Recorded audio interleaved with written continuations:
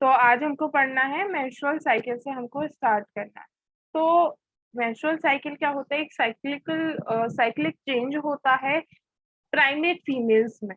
ठीक है, सब में नहीं होता है। हम ये नहीं कह सकते हैं कि मैमल्स में होता है, नहीं, मैमल्स में भी किस में होता है? जो प्राइमेट होते हैं, प्राइमेट फीमेल्स होती हैं, उनमें ये साइकिल चलती है। ठीक है, और स्टार्ट कब से होती है? मतलब प्यूबर्टी से स्टार्ट हो जाती है। The first menstruation begins at puberty in female is known as menarche. ठीक है, फर्स्ट जो मेंस्ट्रुएशन होता है हम उसको क्या बोलते हैं? मीनार्क बोलते हैं। और कब स्टार्ट होता है? वो प्यूबर्टी से स्टार्ट होता है। ठीक है, प्यूबर्टी की एज जो होती है वही फीमेल्स में अगर देखें 10-12 साल जो होती है वो एक प्यूबर्टी की एज होती है। ठीक है, तो menstrual cycle starts only after attaining sexual maturation. मतलब कब मेंस्ट्रुअल साइकिल जो है वो कब स्टार्ट होगी? प्यूबर्टी पर ही स्टार्ट होगी। मतलब जब आपकी प्यूबर्टी आएगी तभी स्टार्ट होगी। प्यूबर्टी आने का मतलब क्या होता है कि आपके अंदर जो भी रिप्रोडक्टिव ऑर्गन्स हैं वो क्या हो चुके हैं? मैच्योर हो चुके हैं, उनमें सेक्सुअल मैच्योरेशन आ चुका है। मतलब अब वो ओवम बनाने लगे हैं, है ना, ओवम बनाने लगे हैं, ओव्यूलेशन करने लगे हैं, जिसकी वजह से क्या होता है? मेंस्ट्रुअल जो होता है, मेंस्ट्रुअल साइकिल होती है वो हमारी क्या हो जाने स्टार्ट हो जाती है। ठीक है, so the cyclical changes in the ovary and the uterus during the menstrual cycle are induced by changes in the level of pituitary and ovarian hormone. इन्होंने कहा जो चेंजेस किस किस में होते हैं? ओवरी में और यूट्रस में। किसकी वजह से होते हैं? पिट्यूटरी और ओवेरियन हार्मोन्स की वजह से। तो पिट्यूटरी के अपन कौन से हार्मोन पढ़ते हैं? दो हार्मोन अभी तक अपन पढ़ते हैं ना, गोनाडोट्रोपिन जो हार्मोन्स होते हैं, दो गोनाडोट्रोपिन हार्मोन्स पढ़ते हैं, जो कि होते हैं एलएच मतलब ल्यूटिनाइजिंग हार्मोन, और दूसरा होता है एफएस जो कि होता है फॉलिकुलर स्टिमुलेटिंग हार्मोन। इसका काफी कुछ हम पार्ट जो है पहले पढ़ चुके हैं, जैसे एलएच क्या करता है स्पर्मेटोजेनेसिस में या oogenesis में क्या करता है ना, और कैसे हमारा जो यूट्रस है उसमें यूट्रस की जो लाइनिंग है उसको थिक करने में इनका क्या रोल होता है, क्या नहीं होता है। तो ये सारा, और ओवेरियन हार्मोन्स में हम ईस्ट्रोजन और प्रोजेस्टेरोन देख लेते हैं, है ना। दो हार्मोन जो होते हैं वो कौन कौन से? ईस्ट्रोजन और प्रोजेस्टेरोन। ठीक, ये हार्मोन्स का बहुत ज्यादा इंपॉर्टेंट रोल होता है कि कब क्या इनिशिएट कराता है, या कौन सा चेंजेस कौन सा हार्मोन की वजह से होता है, कौन सा हार्मोन क्या स्टिमुलेट करा रहा है ना। इसकी वजह से जो होता है वो हम इसमें पढ़ेंगे। ठीक है, cyclic menstruation is an indicator of normal reproductive phase. अगर मेंस्ट्रुअल साइकिल है, ठीक है, मतलब मेंस्ट्रुअल साइकिल जो है वो रेगुलर है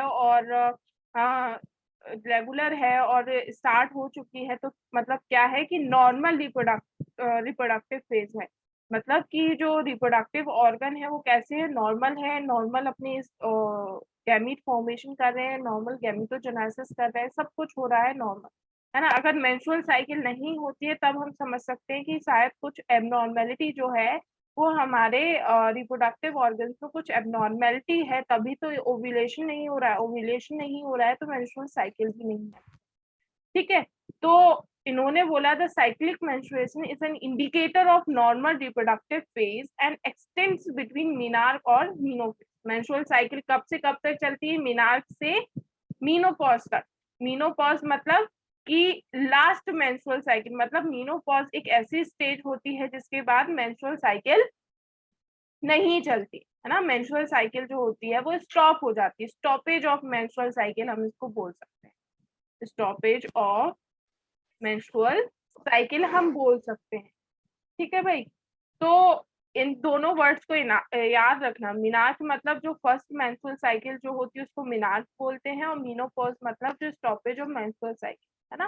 तो ये परफेक्ट एज होती है। हमने जैसे पहले भी बोला था कि जो मेल्स होते हैं वो पूरे अपनी लाइफ प्यूबर्टी से लेके up to death they are capable for spermatogenesis. ठीक है, वो स्पर्मेटोजेनेसिस जो है अपनी पूरी लाइफ कर सकते हैं प्यूबर्टी से लेके डेथ तक। लेकिन फीमेल्स में ऐसी कैपेबिलिटी नहीं होती है। फीमेल्स में क्या होता है? ओवम हमारा प्यूबर्टी से बनना स्टार्ट होता है, और कब खत्म हो जाता है, मतलब कब तक? मीनोपॉज तक, है ना। तो मीनोपॉज की एज होती है करीब 45 to 50 ईयर्स, है ना। मतलब जब फीमेल की 45 या 50 ईयर्स पर जब वो आएगी तब उसका मीनोपॉज आएगा, उसके बाद मेंस्ट्रुअल साइकिल स्टॉप हो जाएगी। मतलब फीमेल्स में जो है, फीमेल्स हमेशा रिप्रोडक्टिव कैपेबल नहीं होती, रिप्रोडक्शन की कैपेबल नहीं होती। उनका एक फेज होता है मीनोपॉज, मीनाक्स लेके मीनोपॉज तक ही वो क्या होती है, रिप्रोडक्शन की कैपेबल होती है। क्यों? क्योंकि फिर मीनोपॉज के बाद ना ओवम बनेगा, और ओवम नहीं बनेगा तो कोई फर्टिलाइजेशन भी नहीं।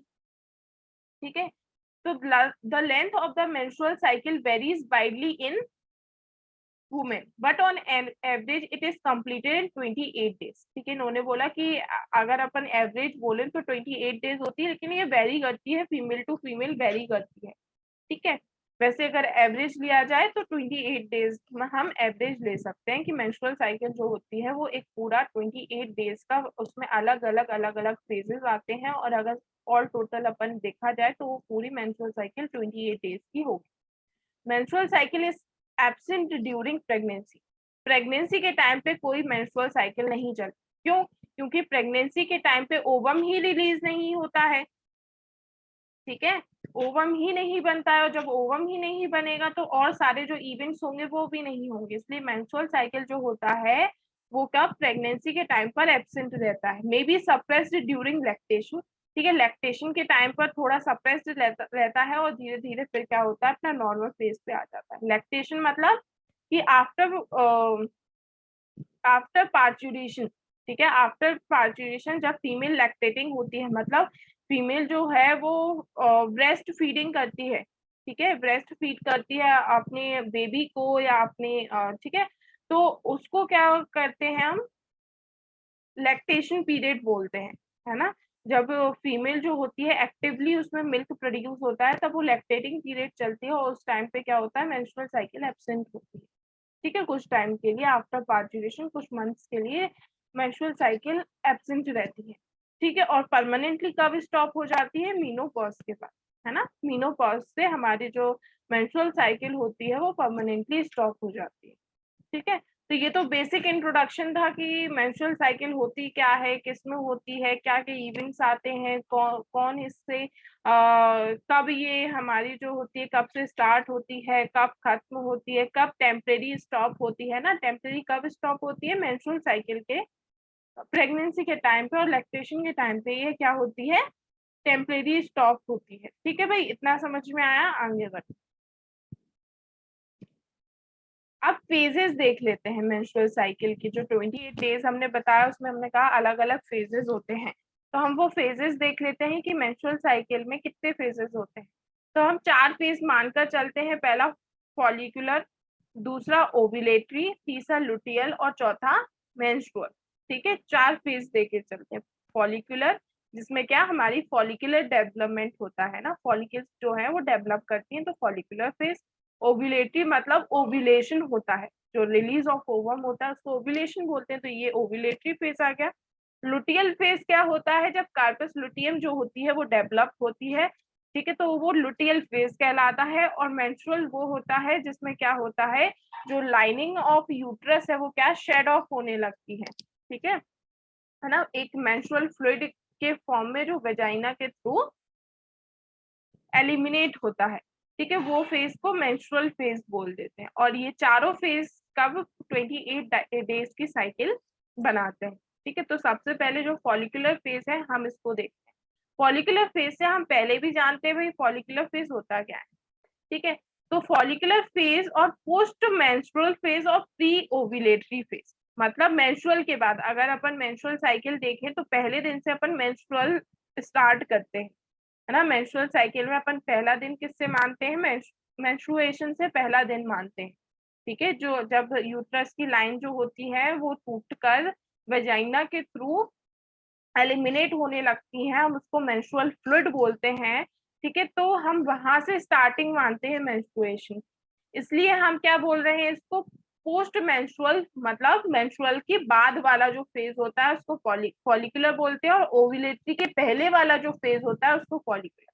तो 3 नाम इन्होंने दे दिए, और फॉलिकुलर को प्रोलिफरेटिव फेज भी बोलते हैं, है ना। तो कुछ याद हो या ना हो, इतना जरूर याद होना चाहिए कि फॉलिकुलर और प्रोलिफरेटिव फेज बोलना चाहिए। 2 नाम होते हैं, फॉलिकुलर या प्रोलिफरेटिव फेज नाम होता है।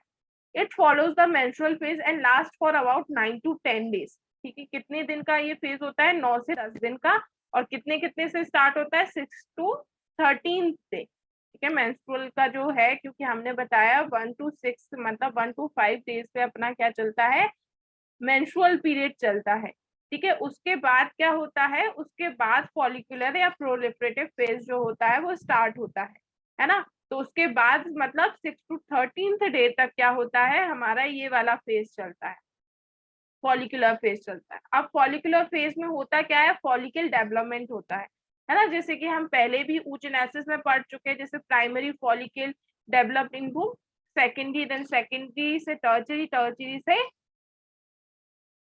ग्रेफियन फॉलिकल, है ना। ऐसे हमारा डेवलपमेंट चल रहा था, तो उसी को हम फॉलिकुलर फेज बोलते हैं, कि वो इतने दिन तक हमारा ऐसा डेवलपमेंट चलता है, ठीक है। इट इन्वॉल्व्स फॉलोइंग चेंजेस, ठीक है। तो under the stimulation of FSH and LH, ठीक है, यहाँ पे LH of hypothalamus, there is increased secretion of FSH anterior pituitary from anterior pituitary। ये हमको पता है कि हाइपोथैलेमस क्या रिलीज करता है, गोनेडोट्रोपिन रिलीजिंग हार्मोन सिक्रीट करता है, जो कि किस पे जाकर काम करता है, पिट्यूटरी पे जाके काम करता है, ठीक है। एंटीरियर पिट्यूटरी पे जाके काम करता है। एंटीरियर पिट्यूटरी से क्या बोलता है, भाई आपको क्या सिक्रीट करना है, FSH सिक्रीट करना है। क्या सिक्रीट करना है, FSH सिक्रीट करना है। LH भी सिक्रीट कराता है, लेकिन फॉलिकुलर फेज है तो हम मेनली किसका नाम देंगे, FSH का देंगे, है ना।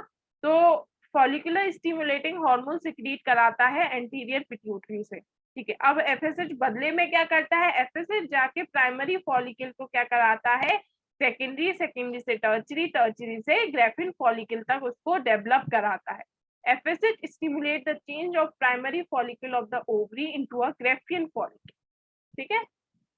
अब follicular cells of Graafian follicle secrete oestrogen, मतलब जो हमारी फॉलिकुलर सेल्स है ना, जैसे प्राइमरी, सेकेंडरी, टर्चरी, ये जो फॉलिकुलर सेल्स हैं ये क्या सिक्रीट करती हैं, इन टर्न ईस्ट्रोजन सिक्रीट करती हैं। और ईस्ट्रोजन बदले में क्या करता है, ईस्ट्रोजन हमारा कराता है, यूट्रस पे जाके काम कराता है और ग्रोथ ऑफ एंडोमीट्रियम कराता है।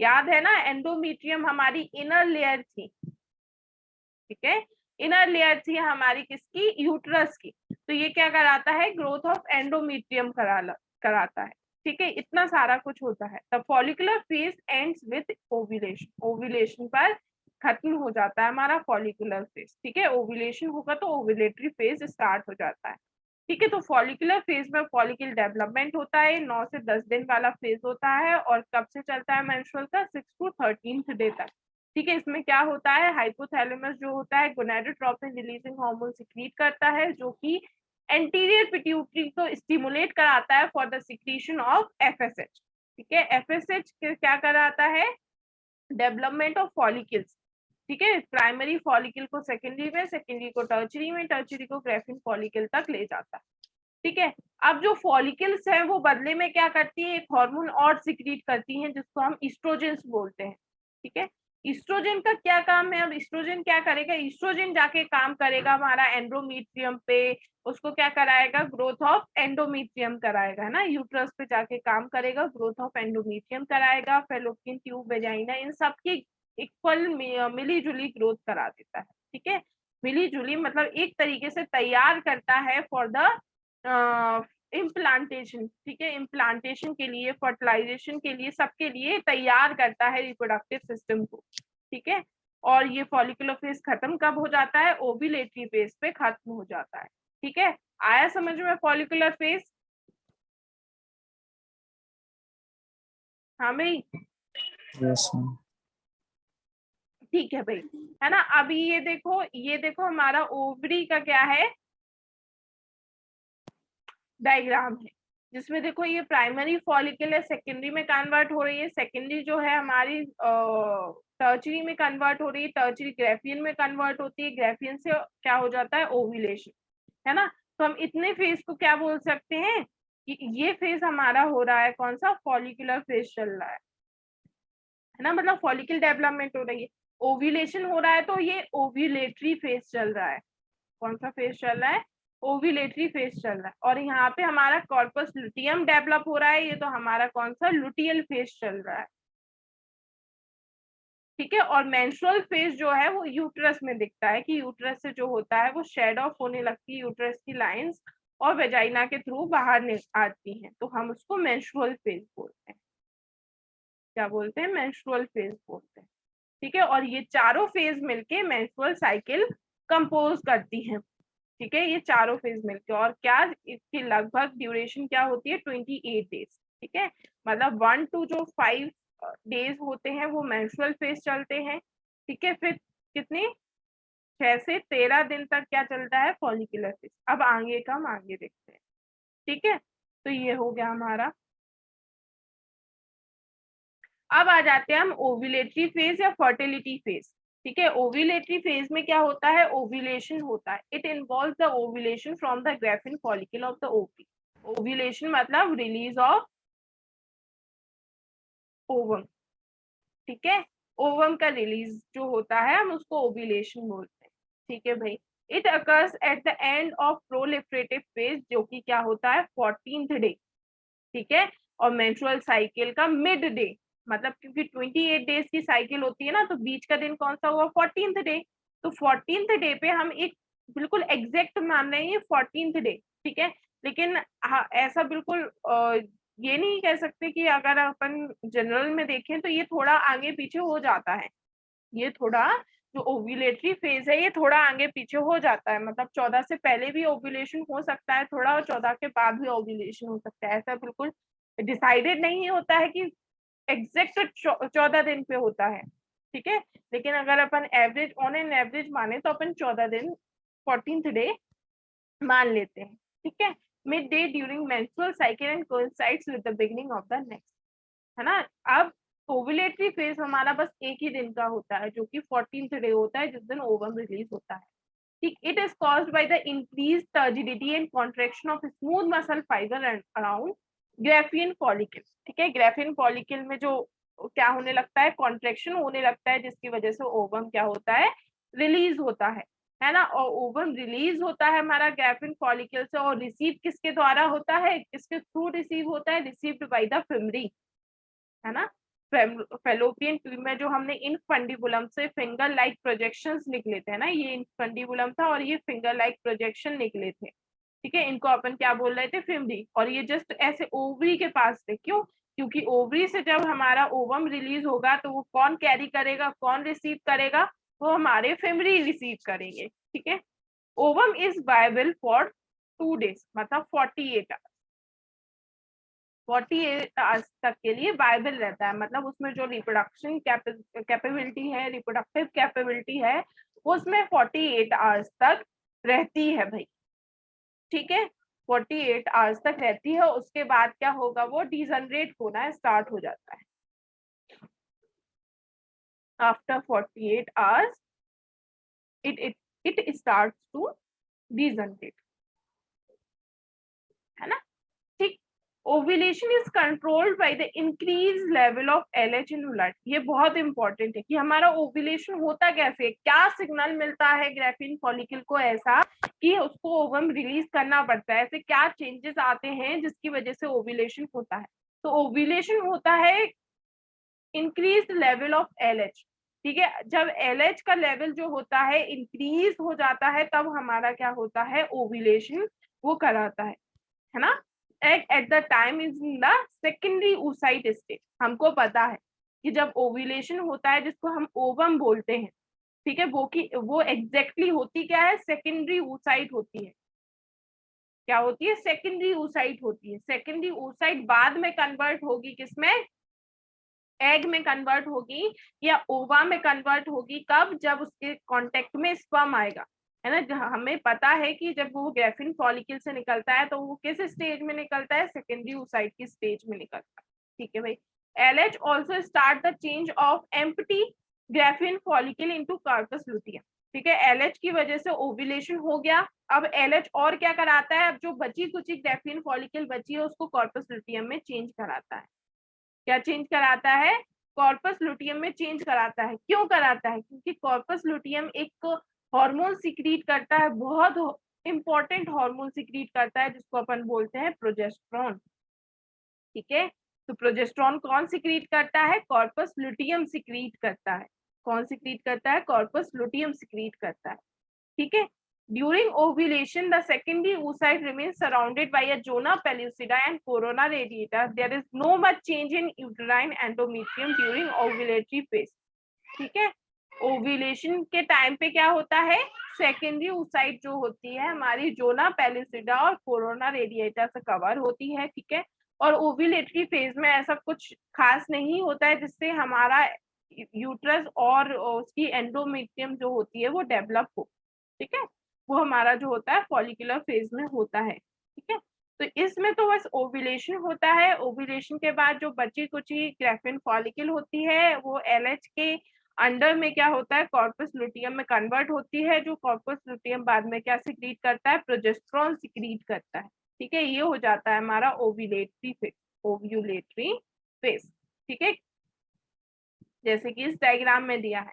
ये फॉलिकुलर फेज है हमारा, ठीक है। क्या है हमारा? 6 से 13 तक फॉलिकुलर फेज चल रहा है। क्या चल रहा है? फॉलिकल सेल्स जो है वो डेवलप हो रही है। हमारा ओव्यूलेशन 14th डे पे हो रहा है, जिसमें देखो कि हमारा ग्रेफिन फॉलिकल है जो सेकेंडरी oocyte को क्या कर रहा है?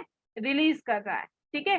फिर अब जो बची कुची, ये तो ओवम चला गया, अब जो बची कुची ग्रेफिन फॉलिकल है वो देखो कॉर्पस लुटियम में चेंज हो रही है, ठीक है। ये कॉर्पस लुटियम हमारा चेंज हो रही है, ठीक है। तो ये क्या हो जाता है? हमारा स्टार्टिंग है लुटियल फेज का।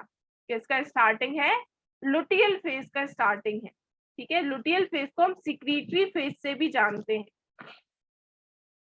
क्या? सिक्रीटरी फेज से भी जानते हैं। क्यों? क्योंकि इसमें क्या सिक्रीट करता है कॉर्पस लुटियम?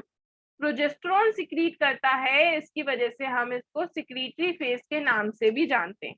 और लुटियल फेज इसलिए क्योंकि कॉर्पस लुटियम है इस फेज में, वो डेवलप हो रही है इस फेज में, इसलिए इसके हमने 2 नाम रखे हुए।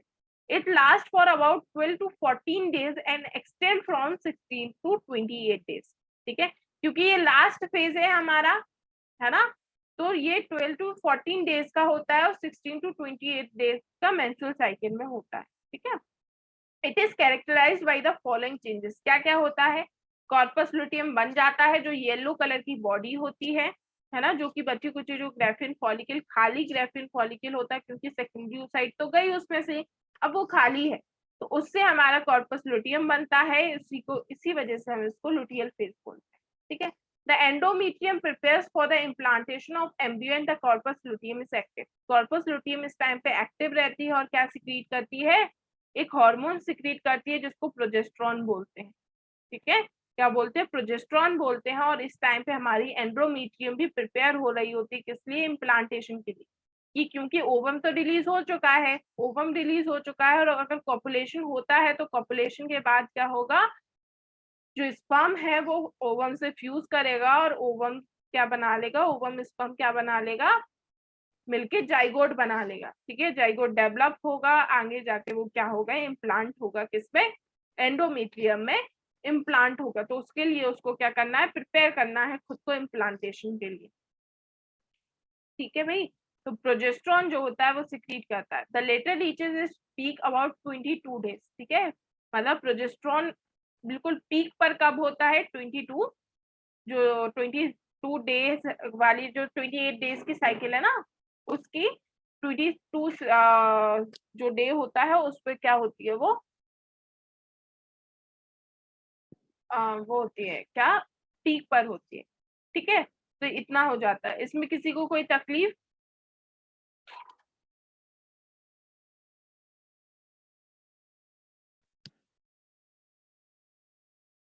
ठीक। तो एक यहाँ जैसे एक पाई चार्ट के फॉर्म में दे रखा है। सबसे पहले हम क्योंकि फर्स्ट से मानते हैं ना, तो देखो 1 से 28 डेज दिए रखे हैं। तो 1 to 5 मेंस्ट्रुएशन चल रहा है, मेंस्ट्रुअल, ठीक है। फिर उसके बाद क्या है? 6 to 10 डेज हमारा क्या चल रहा है? 6 to डेज में फॉलिकुलर फेज चल रहा है। फिर उसके बाद हमारा ओव्यूलेटरी फेज चल रहा है। ओव्यूलेशन हमारा कब होता है? 14th डे पर ओव्यूलेशन होता है। उसके बाद हमारा लुटियल फेज चल रहा है। उसके बाद क्या चल रहा है? हमारा लुटियल फेज चल रहा है, ठीक है भाई। तो ये क्या हो जाता है हमारा एक अगर ऑल टोटल देखा जाए तो क्या हो रहा है? तो ये सारा कुछ हमारा चलता रहता है। अब लास्ट फेज आता है मेंस्ट्रुअल फेज, तो ये क्या होता है 3 से 5 दिन का होता है, जो कि स्टार्टिंग की जो मेंस्ट्रुअल साइकिल के दिन है उसमें चलता है। When the ovum remains unfertilised, ठीक है, अगर जैसे हमने कंडीशन मान लिए, सब मान लिए कि अगर ओवम फर्टिलाइज हो जाता है तो क्या होगा, वो कंडीशन तो मान ली, ठीक है। अब ये कंडीशन मानते हैं कि ओवम फर्टिलाइज नहीं होता है, मतलब कि स्पर्म आया ही नहीं, ठीक है, स्पर्म आया ही नहीं, तो वो अनफर्टिलाइज्ड रह गया, कोई फर्टिलाइजेशन नहीं हुआ। कोई फर्टिलाइजेशन नहीं हुआ तो ओवम क्या होने लगता है, डिजनरेट होने लगता है। जब ओवम ही डिजनरेट हो जाएगा तो कॉर्पस लुटियम की भी कोई जरूरत नहीं, कॉर्पस लुटियम की भी कोई जरूरत नहीं। क्यों कॉर्पस लुटियम क्यों बना था, कॉर्पस लुटियम इसलिए बना था क्योंकि वो प्रोजेस्टेरॉन सिक्रीट करे, और प्रोजेस्टेरॉन बदले में क्या करे, यूट्रस को तैयार करे, ठीक है। अब जब ओवम ही फर्टिलाइज नहीं हुआ तो कॉर्पस लुटियम की भी जरूरत नहीं है ना। यूट्रस को क्यों तैयार करना है, नहीं करना है तैयार, क्योंकि कोई इम्प्लांटेशन होने ही नहीं वाला है, तो कॉर्पस लुटियम भी डिजनरेट करने लगती है।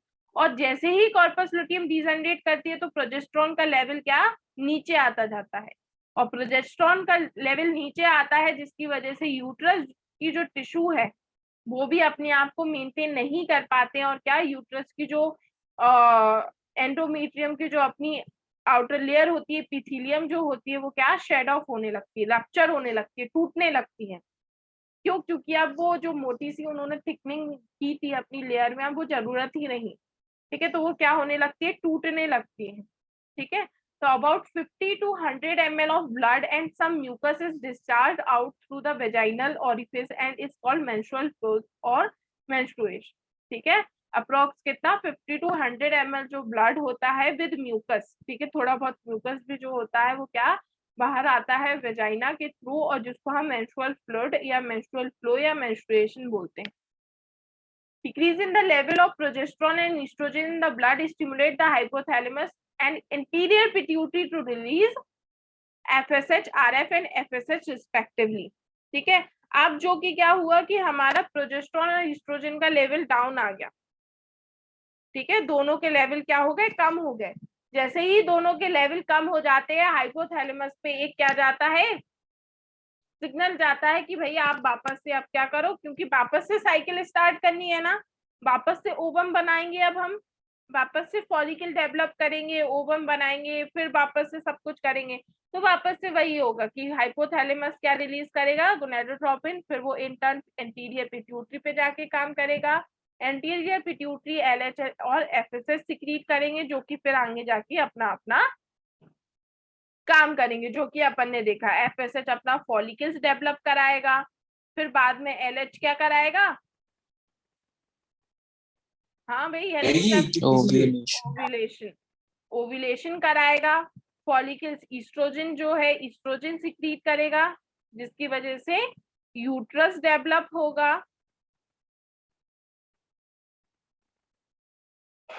है ना, यूट्रस डेवलप होगा। ओव्यूलेशन हमारा एलएच का जो लेवल होता है उसकी वजह से होता है ओव्यूलेशन, एलएच जो increase in the level of LH होता है उसकी वजह से ओव्यूलेशन होता है, ठीक है। फिर एलएच हमारा क्या कराता है, कॉर्पस लुटियम को भी डेवलप कराता है, कॉर्पस लुटियम प्रोजेस्टेरॉन सिक्रीट कराएगा, प्रोजेस्टेरॉन जो बदले में है यूट्रस को मेंटेन करेगा, और ईस्ट्रोजन पहले से ही कर रहा था, तो ये तो एक साइकिल चल जाती है। जब क्या होता है, एक मेन साइकिल है जिसमें हमने सब कवर कर लिया, जितना भी हार्मोन वाला पार्ट था हमने सब कवर कर लिया इसमें, है ना, कि ईस्ट्रोजन क्या कर रहा है और प्रोजेस्टेरॉन क्या कर रहा है, एलएच क्या कर रहा है, एफएसएच क्या कर रहा है, हमने सब कुछ कवर कर लिया इसमें, हमने सब कुछ कवर कर लिया, ठीक है। अब अगर फर्टिलाइजेशन नहीं होता है, फर्टिलाइजेशन नहीं होगा तो ये हमारा कॉर्पस लुटियम डिजनरेट होगा, कॉर्पस लुटियम डिजनरेट होगा तो प्रोजेस्टेरॉन भी सिक्रीट नहीं होगा, प्रोजेस्टेरॉन सिक्रीट नहीं होगा तो यूट्रस भी जो है, अब वो जो उसकी लाइन थिक हुई थी अब वो भी नहीं रहेंगी, वो भी रप्चर होने लगेंगी, और जब वो रप्चर होंगी तो क्या होगा, मेंस्ट्रुअल फ्लो स्टार्ट होगा, मेंस्ट्रुअल फ्लो स्टार्ट होगा, और मेंस्ट्रुअल फ्लो जब स्टार्ट हो रहा है तो अपनी सेकंड साइकिल जो होती है वो अपने स्टार्ट हो जाती है चलना, ठीक है। क्यों, क्योंकि जब मेंस्ट्रुअल फ्लो स्टार्ट होता है तो ईस्ट्रोजन और प्रोजेस्टेरॉन जो होता है उसका लेवल क्या हो जाता है, कम, क्योंकि प्रोजेस्टेरॉन का सिक्रीशन तो बंद, कॉर्पस लुटियम ही नहीं तो प्रोजेस्टेरॉन क्यों, और ईस्ट्रोजन का भी सिक्रीशन बंद, क्योंकि कॉर्पस लुटियम थोड़ा बहुत ईस्ट्रोजन भी सिक्रीट कराता है। दोनों का लेवल नीचे, जैसे ही लेवल नीचे आया वैसे ही हमारा हाइपोथैलेमस के पास सिग्नल गया ये सब करने के लिए, उसने क्या सिक्रीट किया, जीएनएच। आया समझ में? पूरी एक साइकिल, मेंस्ट्रुअल साइकिल हमने तुम्हें पूरी एक हार्मोन वाला जो फंडा पूरा चल रहा था वो हमने तुम्हें एक पूरे साइकिल में स्टार्ट से लेके लास्ट तक वापस हमने एक साइकिल में बता दिया तुमको कि कब क्या होगा कब क्या नहीं होगा। आ गया भाई सबको समझ में? हाँ भाई, निकिता, भूमिका, शिवराज, आ गया। ठीक ठीक है। अब हम एक फॉर्म में देखते हैं, ग्राफ के फॉर्म में। तो देखो हमारा फर्स्ट से स्टार्ट हुआ, ये कहाँ से स्टार्ट हुआ, फर्स्ट से स्टार्ट हुआ 28 तक चल रहा है, तो ये 28 डेज की साइकिल चल गई, हमको पता है 28 डेज की होती है, ठीक है। स्टार्टिंग हमने बोला तब मेंस्ट्रुएशन से होती है, तो देखो स्टार्टिंग में मेंस्ट्रुएशन ही चल रहा है, जिस टाइम पर सारे हार्मोन का लेवल देखो एक बराबर है, ना कोई ज्यादा है ना कोई कम है ना, यहाँ पे देखो ना कोई ज्यादा है ना कोई कम है, ठीक। अब मेंस्ट्रुएशन के बाद हमारे स्टार्ट क्या होती है, 6 डे से करीब करीब फॉलिकुलर फेज स्टार्ट होता है, ठीक है। तो फॉलिकुलर फेज में तुमको पता है कि क्या होता है हमारा, फॉलिकुलर फेज में जो होता है हमारा एफएसएच काम करता है, ठीक है, एफएसएच हमारा काम करता है। एक मिनट,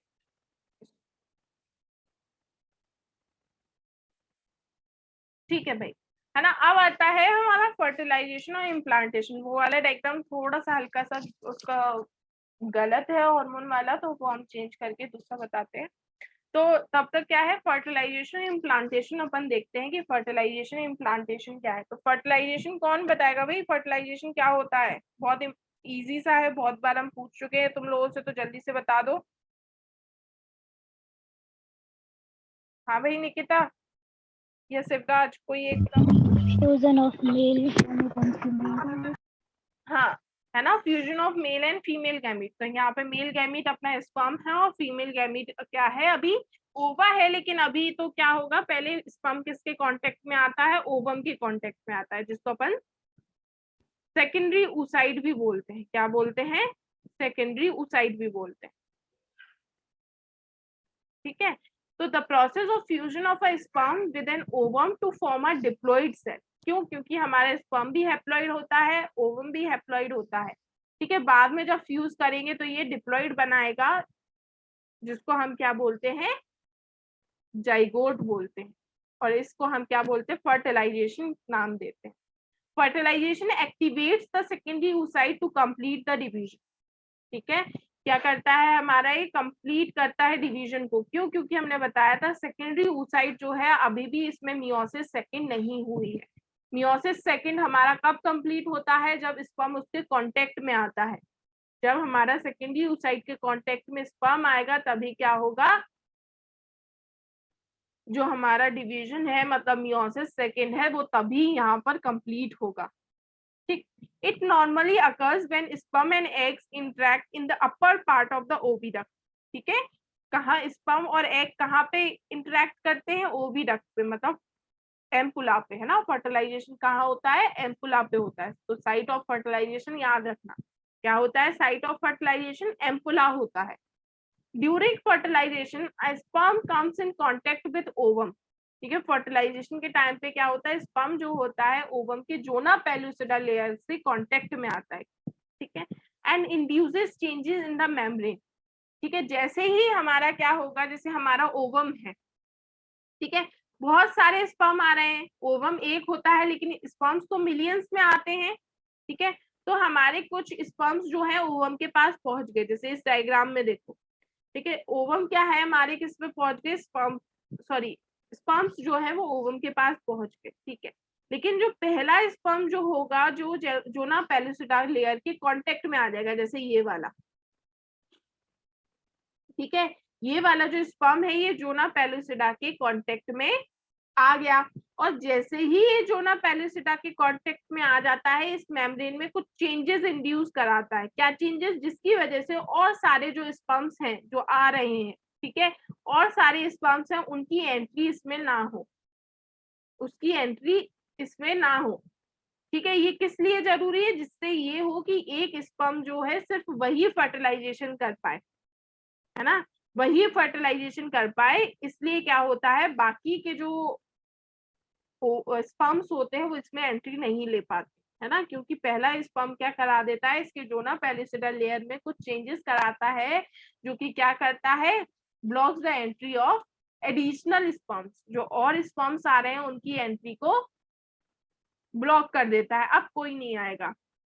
ठीक है ना, तो ये किसको रोकता है? पॉलीस्पर्मी को रोकता है, जिससे एक ओवम सिर्फ एक ही फर्टिलाइजेशन, एक ही स्पर्म से फर्टिलाइजेशन कर पाए, है ना। अगर एक से ज्यादा फर्टिलाइजेशन कर पाएगा तो डिप्लॉइड जाइगोट थोड़े ना बनेगा, फिर तो पॉली सेल्स बनेगी भाई, पॉलीप्लॉइड वाली सेल्स बनेगी।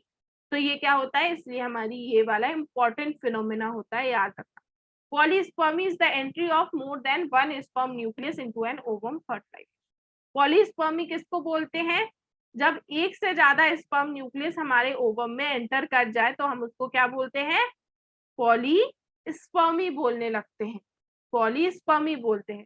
तो पॉलीस्पर्मी को प्रिवेंट कौन करता है? जोना पेलिसिडा करता है। सो क्वेश्चन आता है कि पॉलीस्पर्मी कौन प्रिवेंट करता है, कौन सी लेयर प्रिवेंट करती है?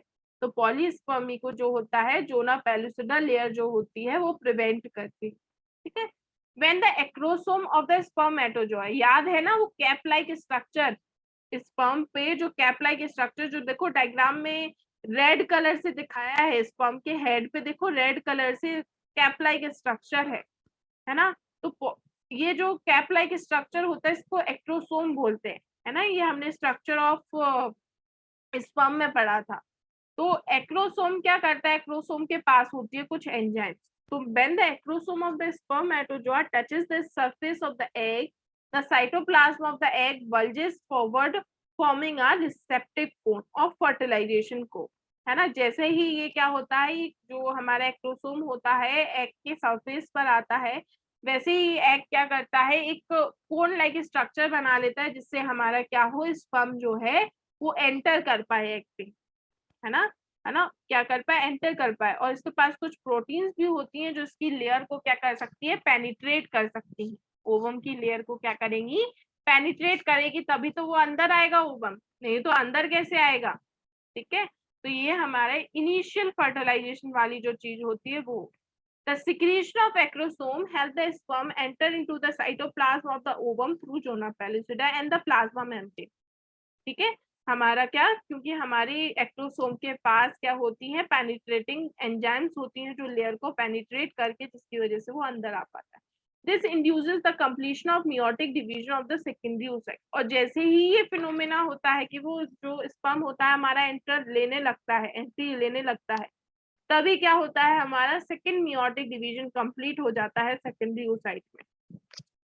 ठीक है, अब जो है सेकेंडरी oocyte से ओवा बोल दो या ऊटेड बोल दो, वो बन जाता है। ठीक है, the second meiotic division is also unequal, result in the formation of second polar body in haploid ovum. यहाँ भी क्या बनता है, अनइक्वल होता है, एक छोटी सी पोलर बॉडी बनती है, और क्या बनता है, एक ओवम ऊटेड बनता है ना, जिसको ओवा बोल सकते हैं। ऊटेड जो फाइनल गैमीट है अपनी, मतलब फाइनल फीमेल गैमीट है जो अब स्पर्म से फ्यूज करेगी।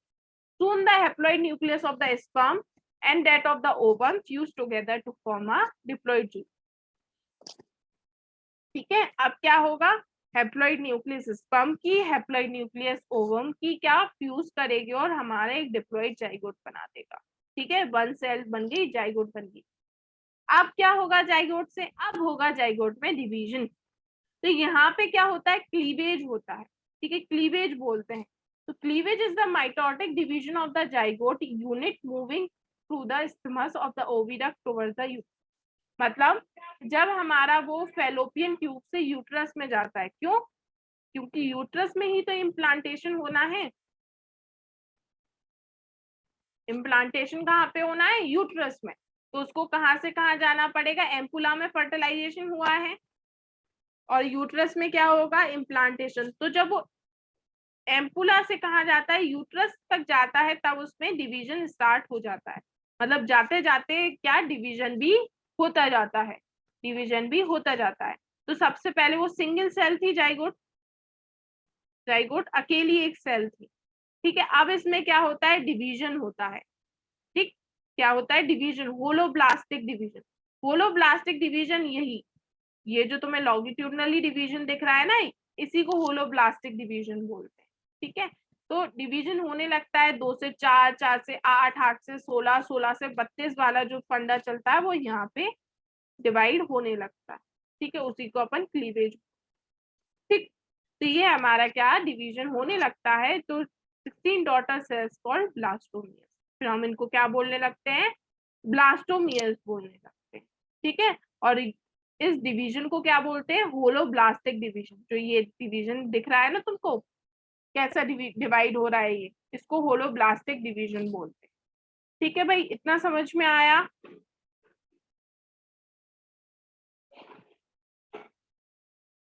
हाँ जी, हाँ जी। ठीक है ना।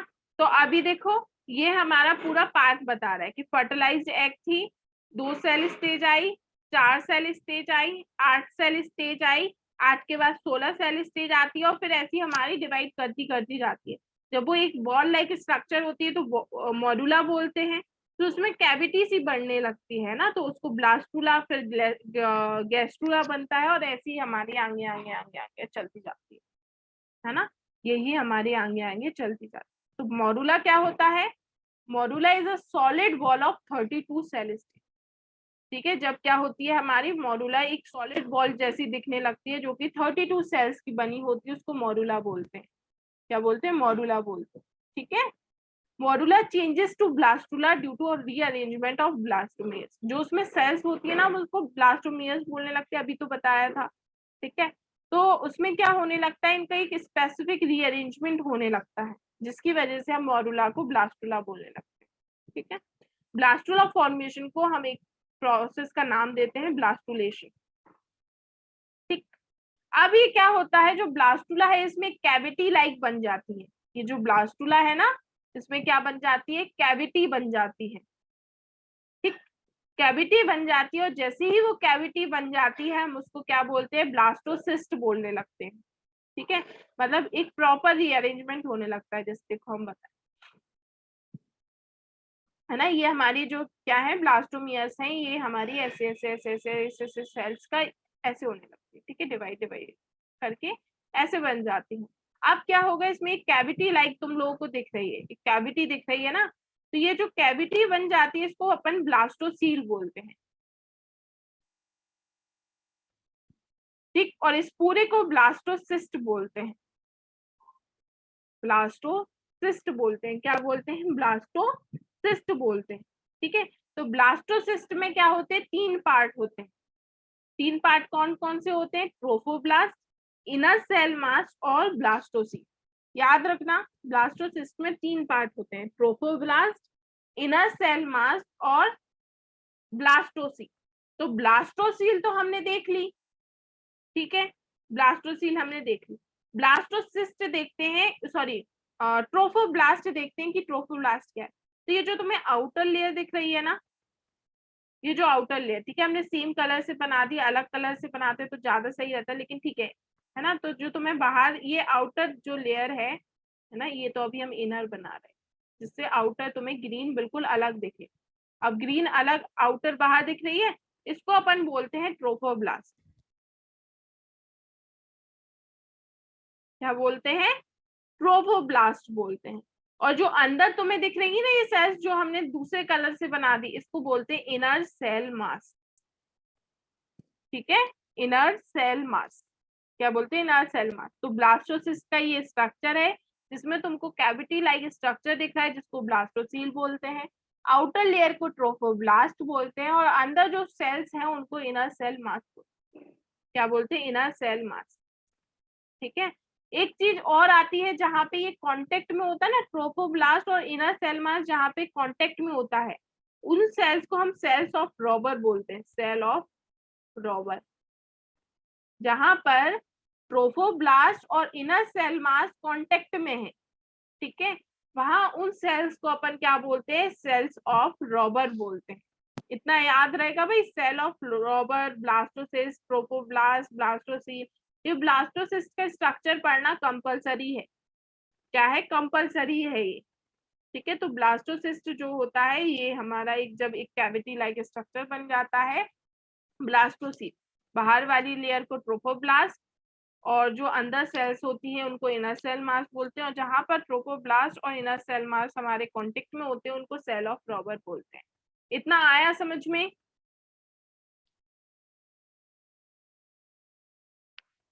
हाँ भाई, यस सर। ठीक है। इतना इतना क्या हुआ आज के लिए, इतना सफिशिएंट है। इसको रिवाइज करो, इसको पढ़ो एनसीईआरटी से, और ये हम पीपीटी अभी तुम लोगों को भेज देते हैं, ठीक। चलो भाई, कोई डाउट तो नहीं किसी को? चलो ठीक, हाँ दी, मुझे पूछना था, पूछो पूछो। ये वाइगस मोटिलिटी क्या होता है? क्या बेटा?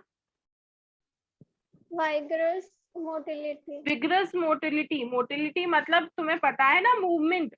मूवमेंट को अपन मोटिलिटी बोलते हैं, और विग्रस को अपन बोल सकते हैं रैपिड, है ना? ठीक है, आ गई समझ में? ओके। ओके।